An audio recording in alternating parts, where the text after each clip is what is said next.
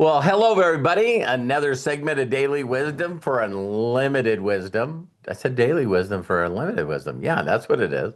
So, hi, Lisa Marie. Hi, Deborah. Hi, Esther. Hi, She. Uh, Sandy, Melody, Scott, Bill, Mary, Inside Joke, Matthew and Ezra and CJ, the hostess with the mostest.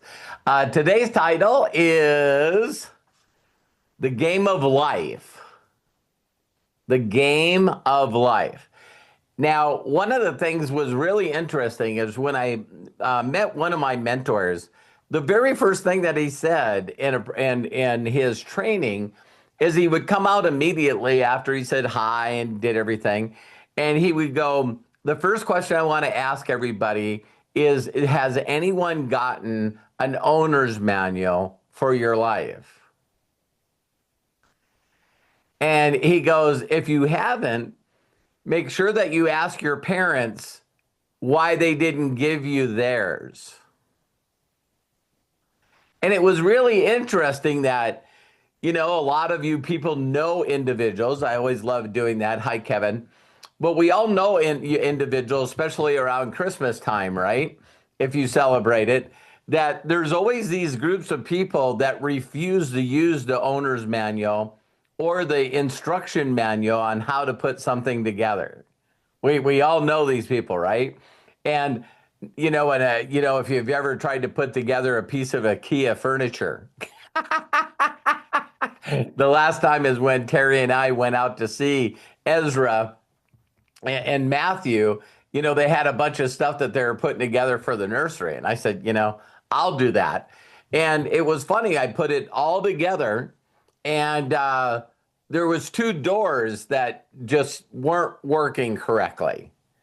And nowadays they got all these safety things where you can't, from the manufacturer, you can't have two doors open at the same time, because they could open and then the dresser falls over on the kid because they're climbing up in the doors, so they have all this added stuff, right?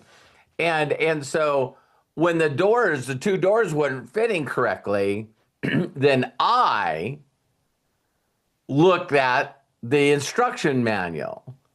And yes, there is one door that is different sized, but I put parts from the other three doors on that door. So I had to unassemble three of the doors and actually look at the numbers that were on each part. And I put it together and it was amazing. The dresser worked perfectly. But it was funny because Matt's on here, and not that he can respond. But when I put it together and I was going, there's something wrong. So I went out there and I was showing Matt that the doors just don't fit right. And you gotta, you'd have to really jam it in there or pull it out. And Matt's first response, and I'm making fun of him here, but he's like, listen, why couldn't we just take a grinder and grind that part of that dresser door down so it'll fit? Well, my thoughts is, yes, we could do that and it would work, but then there would be a bigger gap there than the rest of the doors. It does look nice when all the dresser doors have the same gap. And so what's funny is, when I say that, did you get an owner's manual? I think that some people would go, yes, I wish I got one, but then how many of us would follow it? Right? So I got a couple of really cool instructions things or scenarios that I'll share with you. First of all, the first time that I heard this analogy, it was used with the game Monopoly. Now, I don't know if any of you have played Monopoly, but if you haven't, if you play it for the first time around people that know it, they seem to leave some very important facts out. How many of you have played a game that people know the rules and you don't know the rules? And it's like, wow, you landed on Boardwalk, which I landed on Boardwalk or Park Place. What should I do? And they're going, nothing, just roll the dice. And then when you find someone lands on it, and they usually almost go bankrupt trying to buy it because it makes them end up winning the game. And you're like, wait a minute, I landed on that. You didn't think it was important when I landed on it. It's like, because I would have it instead of you. But my point is, most of the people in the world play Monopoly. If you looked at it, the game of life, if you looked at it that way, most people are doing two things, like we talked about yesterday with the feelings video, is they spend more time avoiding pain instead of seeking pleasure. So it's like, wow, in life, what I'm going to do is every week I'm going to roll the dice and go around and collect my $200. And then I'm going to do my very, very best not to go to jail. That is all of their whole game in life, right? It is they're not buying anything, they're not acquiring any assets. They're just basically just what did I say yesterday? They're just existing. And then the other people on the board are like, how much real estate can I buy? How many houses can I put on it? How many hotels can I put on it? And just like the people that are slowly trying to collect their $200, they only need to land on one of these properties with houses and hotels once, and they're like out of the freaking game. You know what I mean? It's like, why are you charging me $2,200 for rent? Because you landed on my spot. And then what do we hear? The game's not fair. This is not fair that you're bankrupting me because I landed on a couple of your properties.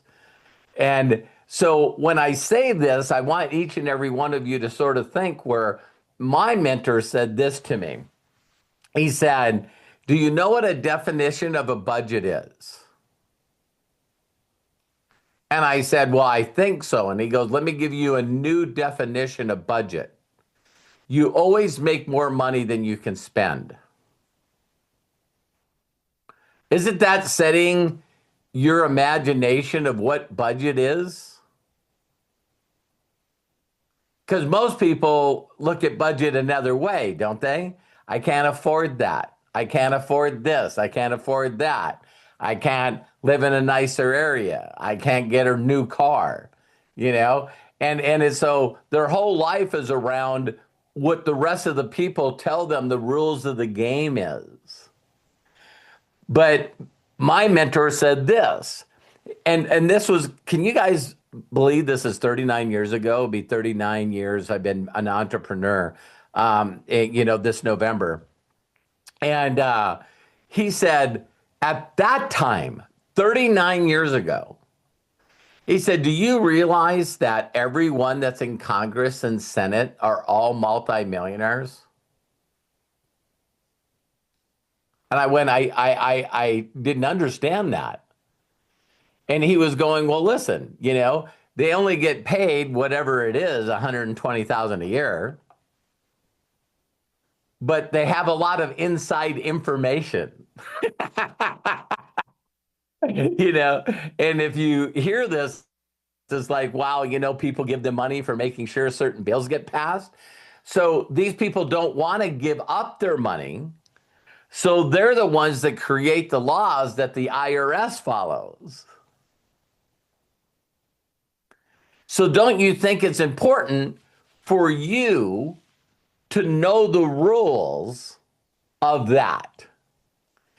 And I said, yeah. And he goes, again, you're wrong. I go, what do you mean? He goes, Robert, you want to hire somebody that's a multi-generational family that knows these laws. And I've had the same accountant almost forever. And it's a third generational person that understands. See, because I know the rules of the game, of what's the game, hiring someone that knows certain rules about another game, right? And do you guys find it interesting that my company, Hollis Organization, for whatever reason, every year it just can't figure out how to make money.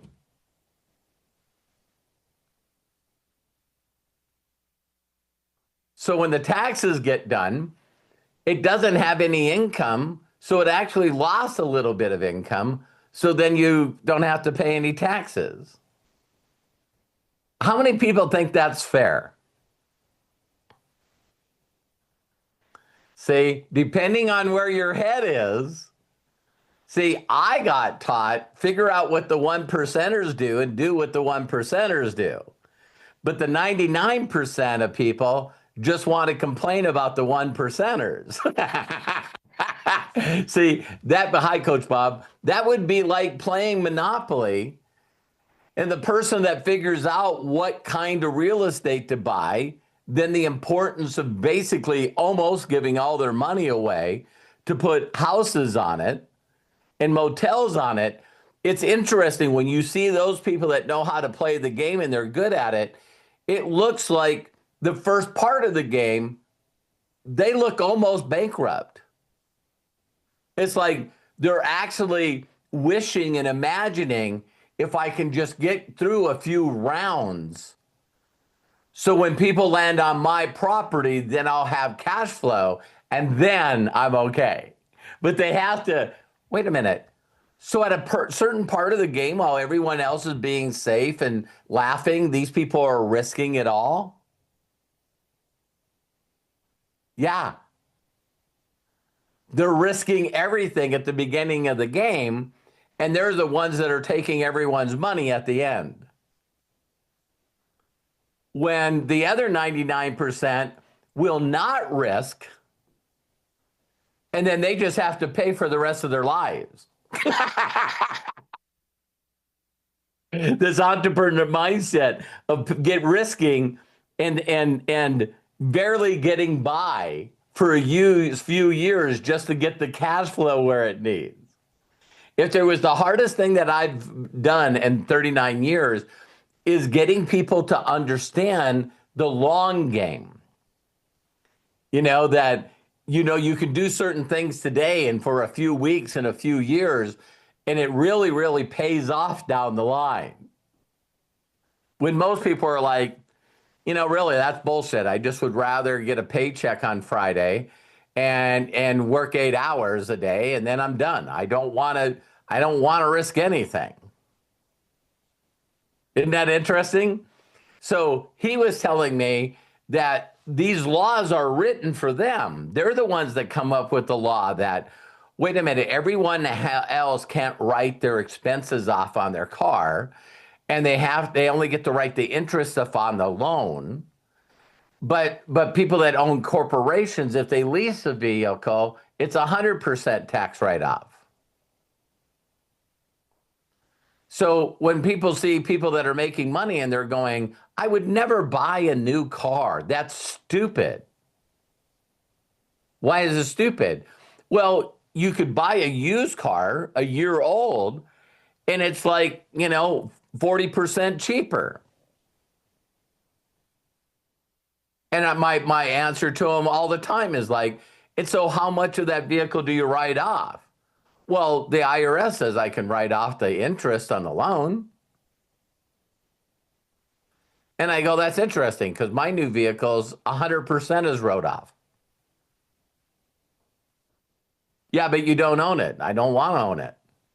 Why don't you want to own it? Terry was making fun today with my son Kyle. And this is what she said. It's like, we don't drive our new vehicles enough to ever have to change the tires or even get an oil change.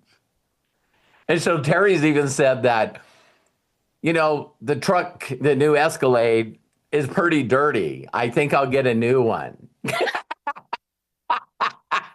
And because we built such a great relationship with these people, that they always know what we like in a vehicle, so they order it, and then they tell my wife, call her up and go, hey, we got a new Escalade. that's all blacked out, top of the line with everything on it. Do you want to come see it? And of course, we drive down there and we drive it.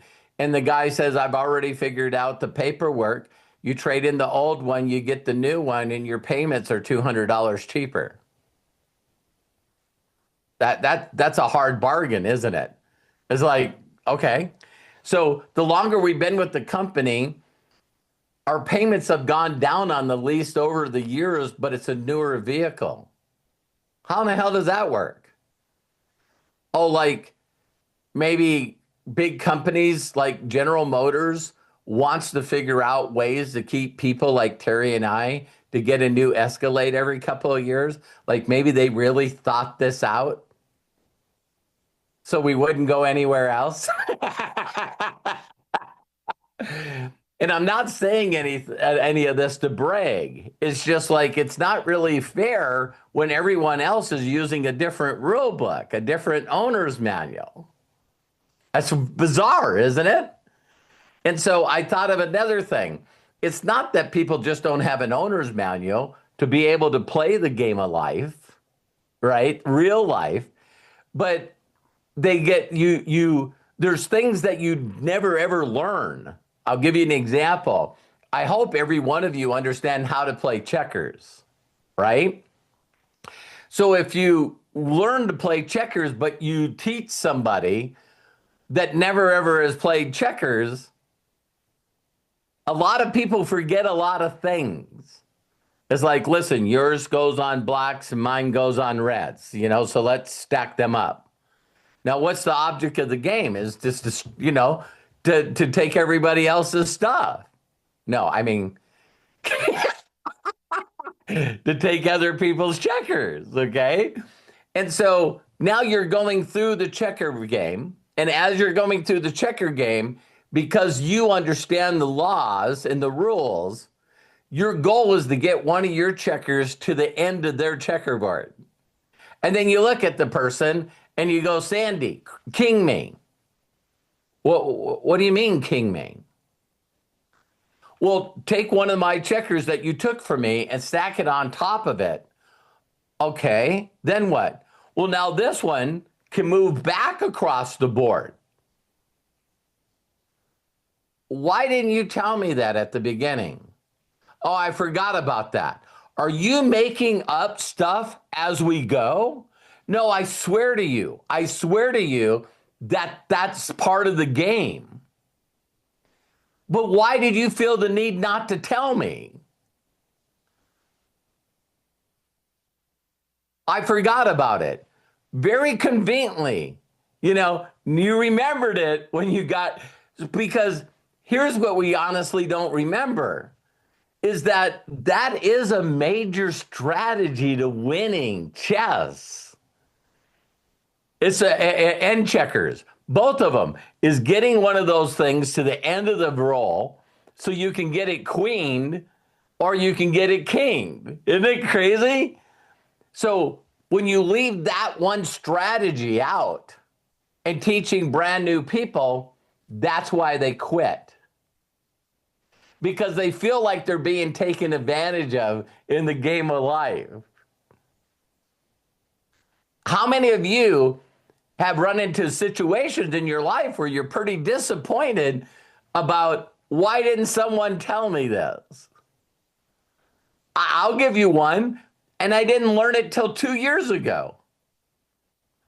Is this daily cost averaging? Daily dollar cost averaging. And I go, what is that? And they're going, well, if you got taught as a kid that take 10% of every bit of your checks and just put it away, that because of compounded interest, which Albert Einstein calls the eighth wonder of the world, that by the time that you turn 30, 32, you have $1 million in the bank. Well, I'm 60. What's the compounding interest on 60 years? Or really 50 years? And it's like 12 million. And this is not taught in school. No one thought that this was something they should share with me. Well, when the student's ready, the teacher appears. That's bullshit. These are things that could make you financially done before you're 40 years old. Don't you think that's something important that people should share? So then why don't they? Because then they get to charge us loans on cars and homes and credit cards so they can make money. Why would they want to teach people how not to borrow money? Wait a minute, this sounds awful. Well, that's the game of life. And so my whole thing is once my mentor told me, listen, instead of whining and complaining about the 1%, why not just figure out what they're doing and just do what they do? If they know how to win the game, why not just do what they do? And then when you find out what they do is not really different, someone just told them, hey, listen, one of my favorite stories of all time is Magic Johnson. He's a basketball player. And someone told him, hey, you just got a large signing bonus, like $10 million. What do you plan on doing for the next few years? Well, I just got drafted into the NBA.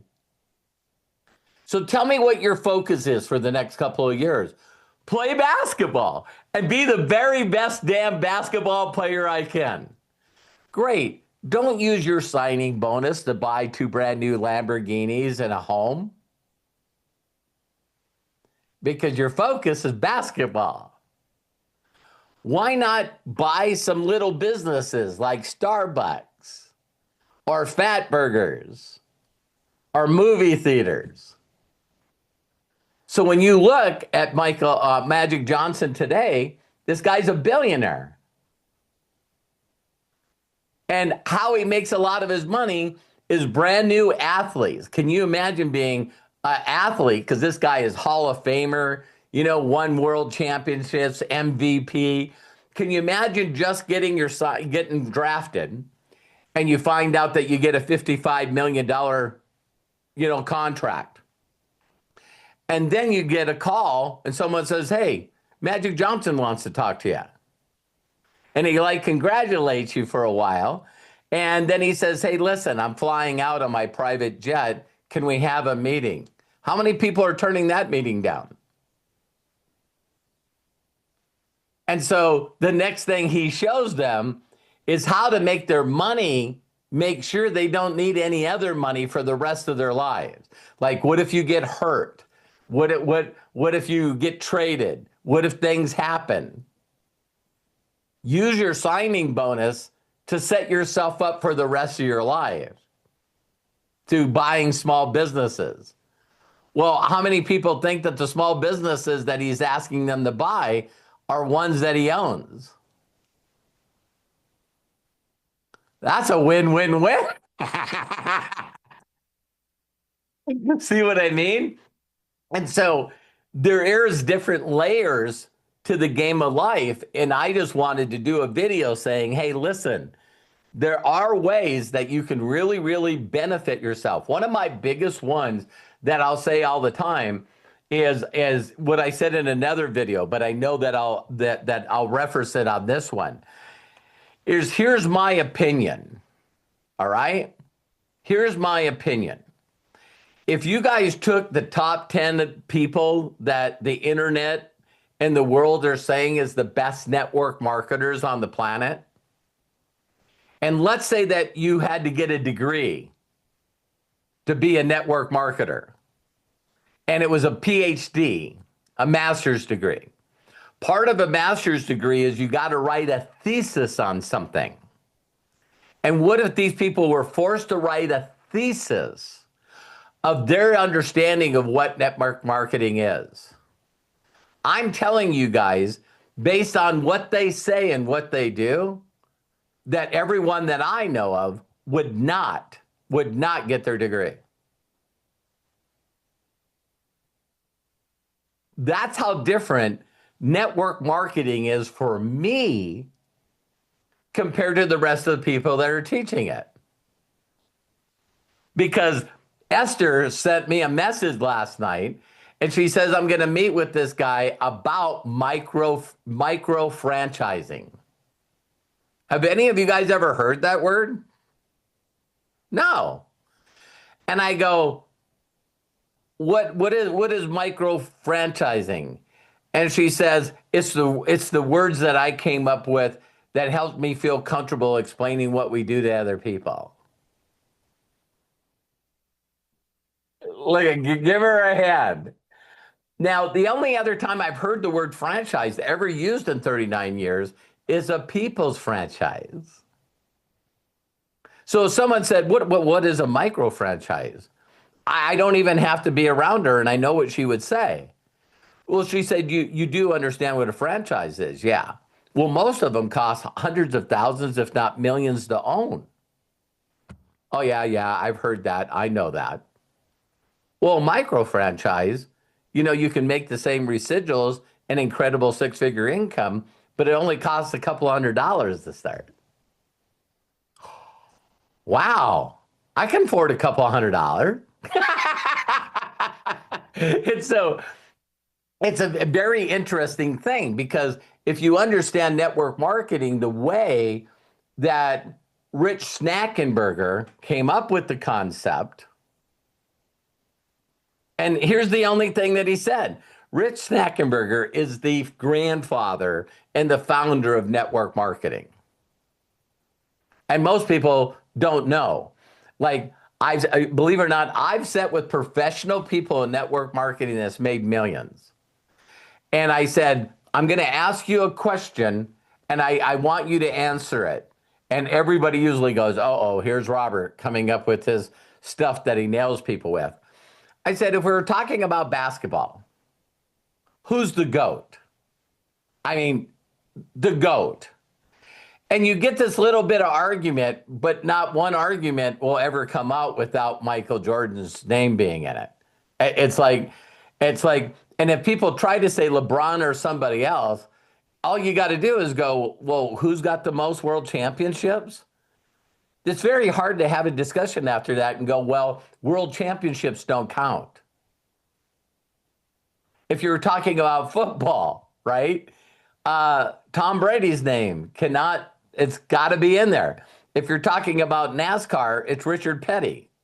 Do you know everyone always talks about, oh my God, Denny Hamlin, is getting close to his 60th win. His 60th win, and that will put him in the top 9, top 10. But that's in the modern era. That's how good he is. And people go, why do you say modern era?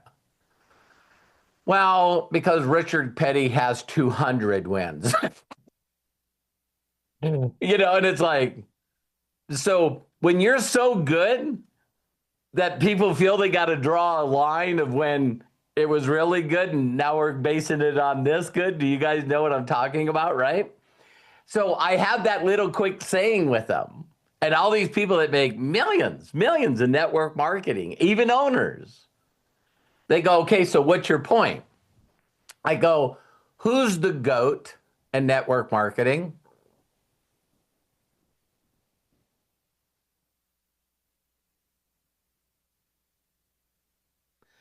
And you guys don't see that as a freaking problem? You guys can ask anyone, who is the GOAT in network marketing? Crickets. There's not even a debate on who might be second, third, or fourth. And so they look at me like, wow, I never thought about that. And I said, you can't ask that question to me because I know who the GOATs are. Because I took the time to find out. I took the time to find out. And they go, well, give me a name. I said, Rich Snackenberger. And they go, I don't even know who this guy is. And I said, have you heard of Earl Schultz? No.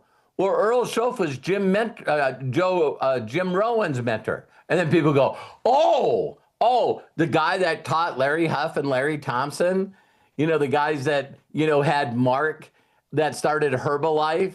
And then they taught people like Jeff Roberti and Bill Gould, Robert Hollis. Yeah, there it is.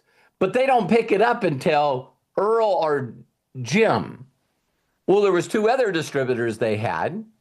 That was Rich DeVos and Jay Van Alden, right? And people go, who are these? Listen to this. These guys were multi-billionaires. Multi-billionaires, and they were network marketers. 60 million? 60 million? Multi-billionaire? And they had some people they taught, like Dexter Yeager. There's guesses about him, but he's probably made like 500 million.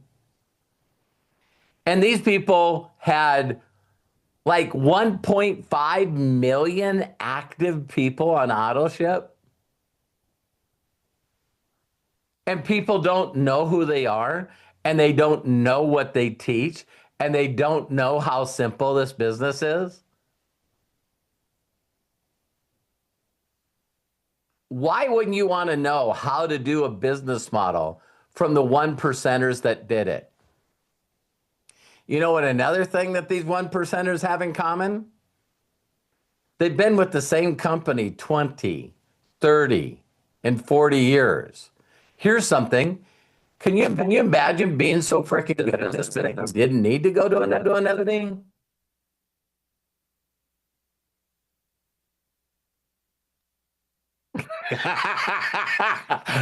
What a concept that would be, right? So why am I sharing this stuff with you? I'm sharing this stuff with you regardless of what you do, because I had a guy just reach out to me today, and he goes, Robert, what are you doing? What are you focused on? And it was funny because the first thought that came out of my mouth, first thing I said, as I said, have you ever heard of Alex Hermosi? And he knows I haven't. I said, I watched him do a live YouTube, and he made $104 million in 24 hours. And the guy went, what the hell? 100 million? I said, yeah. I said, most network marketing companies don't do 100 million a year. This guy did 100 million in 24 hours. And he goes, send me the info. Because it doesn't make a difference if you're an affiliate marketer or a network marketer. Don't you sort of want to know? And he goes, well, does he do personal coaching and training? I go, you're never going to believe this. He started this platform called School. And you can sign up for free.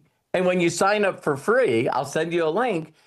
The way he made the $100 million in 24 hours, yeah. He documented it all in his free training in the back of the platform. He goes, for free. I go, for free. And he goes, well, what is it? And I go, you sound like you're interested. He goes, I am. I said, I'll send you the link. Check it out.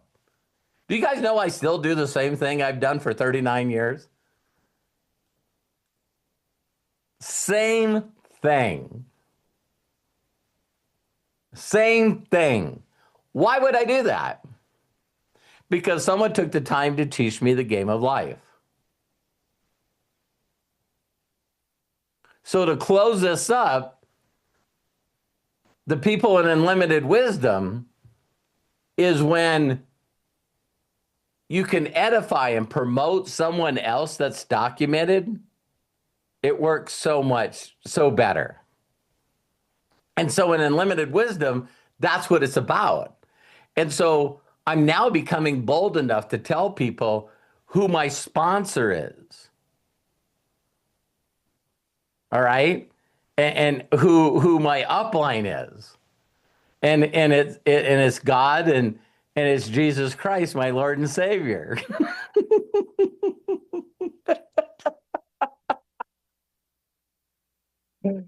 So a lot of people right now are not winning in the game of life because they weren't introduced to it in the correct way. right? So I seen a video. I knew I would find some way to talk about this. But there was a guy on there, and he says, if you ask anybody, bring up God in any way, shape, or form, I say to them, hey, listen, if I could connect you with God, what would be the one question that you would ask him? And he goes, without a shadow of a doubt, this is always the question I get asked. If there really is a God, then why would he have so much suffering? Why, why do people suffer? And he goes, I used to have a 5-point thing. So when Matt brought this up on recess, my mind's trying to go, okay, well, this and this and this and this. And he goes, that's what I did. I had these 5, things that I would just go off. And he goes, I don't do that anymore. He says, I just simply ask them, why? Do you have any suffering? And they go, yeah, yeah. My dad got cancer and died. Terry's story. And they go, so, Sandy's story. Everyone's story. It's like people that do not have a connection with God are willing to proceed with one is because something in their life hurt them really, really bad. And he said, so when they tell me what the suffering is, he says, I just look at him in the face and I go, I'm really, really, really sorry that happened to you. And I do my best to try to give him a hug. Because that's what Jesus would do. He wouldn't give him a 5-point lecture. So everyone was, the more that you go through the stories of Jesus, you found out that he constantly did stuff like everyone's looking at him weird. And they go, well, what are you doing? He goes, what do you mean? Why are you having a conversation with a prostitute? Because she's my sister. That's your sister? Yeah, and God. I just want to tell her how much our Father loves her. It's like, so you're supposed to go to the beggars and the thieves and the prostitutes and all the sinners and just tell them how much God loves them? How many people are tired and preached at? See, me, I don't like being preached to, told what to do, what not to do, that I'm unworthy, that I'm not enough, that I'm a sinner, that I'm going to burn in hell if I don't change my ways. You see what I mean? I was like, I would go into these churches and hear these messages, and you're not supposed to get up and get out of your house and go to a place of worship. And then when you leave the place, you feel worse than when you went in. But then a lot of churches sort of took it too far, right? Now it's like, hey, you don't have to do anything. There's this happy medium place, right? And so that's when I came up with the feelings video yesterday. Because when people really ask me, what do you have? I'd rather share my feelings and share things with you that will make you feel a way where I'm not making myself the deal. So did any of you watch the video that I posted yesterday? Did any one of you feel anything when you watched that video? That's how I can tell if people are interested. So some of you that have been around me for a while, it's like, hey, watch this. Did you like the video? Dude, it was embarrassing. I go, what? Man, I'm glad I didn't have anyone around me. Why? I just couldn't stop crying. I kept watching it and I cried a little more and I watched it again. I cried some more. And I go, "Can I ask you a silly question?" They go, "Sure." I go, "Have any of the lyrics been playing in your head?" And they go, "Yeah, I can get it out of my head." I go, "That's how I live." That I seek, then he answered. I seek, then he answered. That's why I trust in God. Because I seek, then he answered. It's like people are going, "No, I want to understand how this works." No, I ain't doing it. I'm going to connect you to the story of my upline.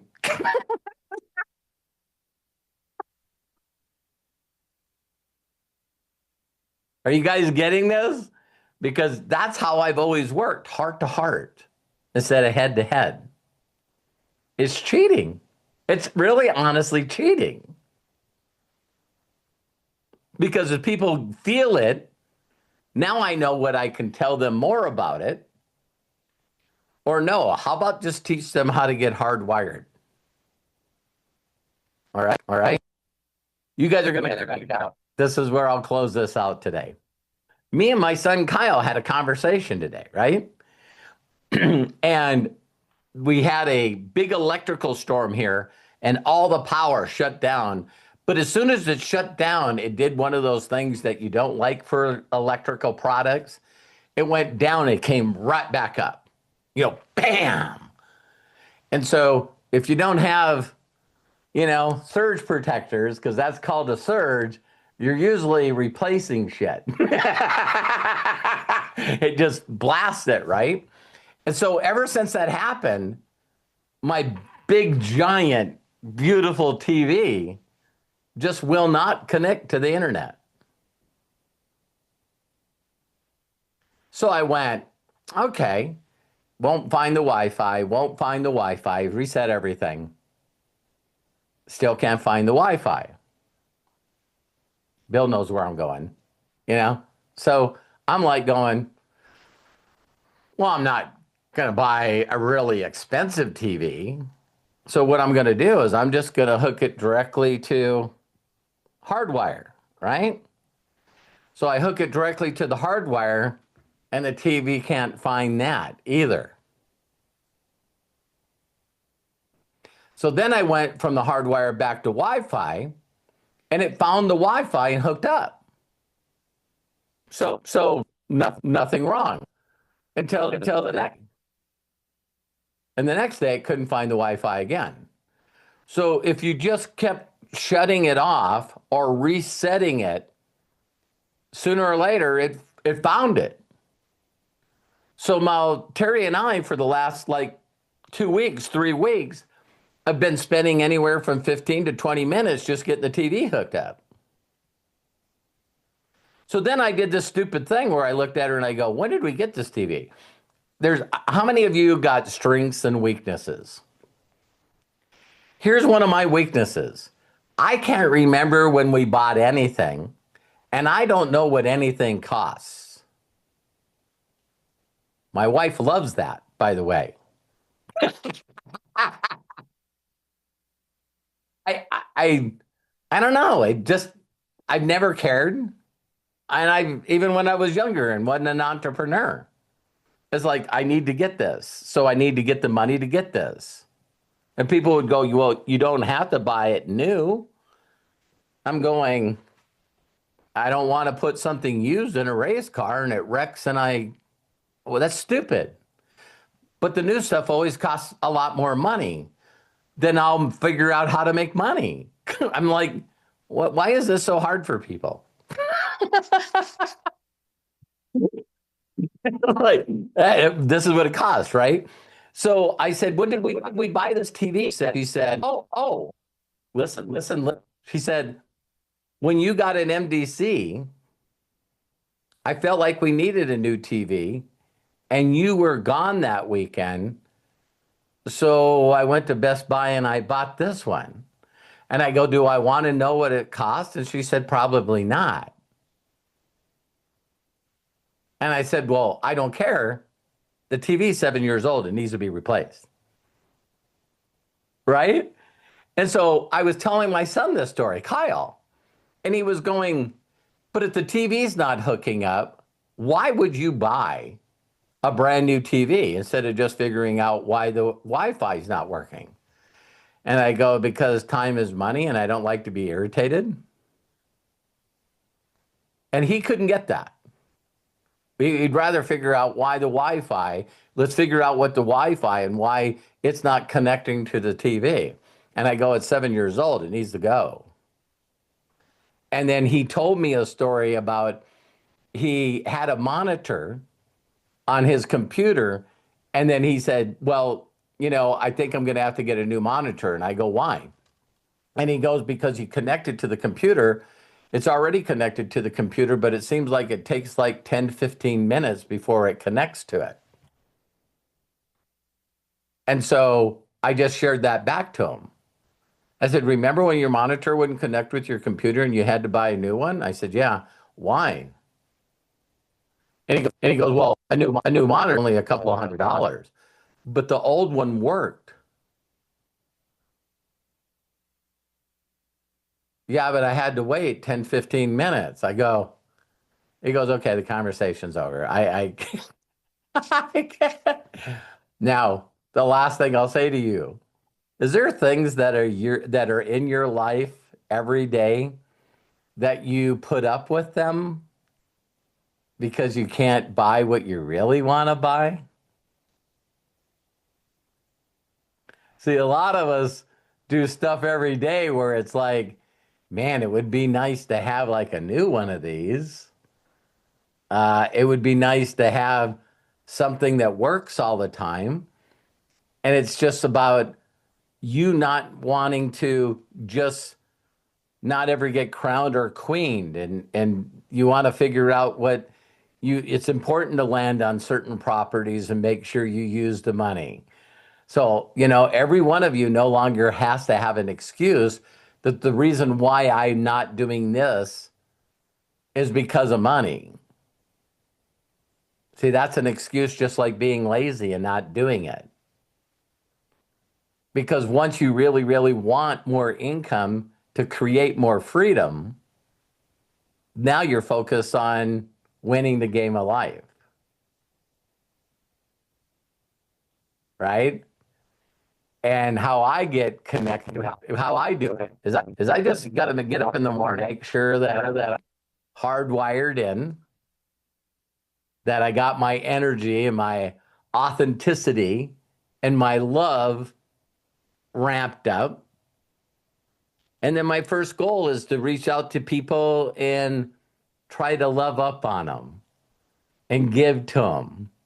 Little stuff that I do that I just wish that people would do for me. Like one of the things that I've been doing on my happy birthday messages that I brought up, because that's about feeling, is now what I do is Facebook changed the way they do stuff. So it's very easy to add a emoji that you can refer to people. So I not only say, Esther, I'm going to put her name, and then I'm going to put your blessing, having a fantastic and amazing day and year. Happy birthday. I love and appreciate you. But now what I've been doing, because they have it in the same box, is I click on their profile and I put in an emoji, and it's the purple heart emoji. And then they see me that I said it, and then I send them the first purple heart. I don't know, I haven't timed it out yet, how much extra time that takes me. I just know it's worth it. So people say to me all the time, I reach out to people and no any reply. I don't have that problem. I don't, people respond to me. Does anybody want to know why? Because they can glance at that response and it's not like everyone else's response. And it's not AI generated. And they know an AI is not changing the settings on their messenger to make sure that the emoji's a heart from now on. They're going, a person did that. This is a personal message from this guy. And even if they don't remember me, if they go to my profile, what do you think are their first thoughts? And then the next thing I know, I see someone that is another free member of Unlimited Wisdom. It's like I didn't even have to send them a link to join what I was doing.